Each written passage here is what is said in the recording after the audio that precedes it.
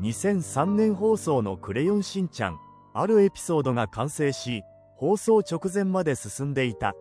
しかし突然、差し替え、理由は、内容が不適切。噂になったのは、しんちゃんが死後の世界のような場所に迷い込む回だったという話。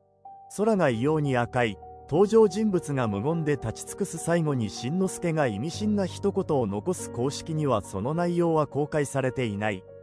脚本は存在するとも存在しないとも言われる。さらに怖いのは、一部の制作関係者が確かに見たと証言していること。だがテープは残っていない。都市伝説ではこう言われている。子供向けアニメにはたまにやりすぎた回が生まれる。でもそれはただの演出ミスなのか、それとも放送してはいけない何かだったのか。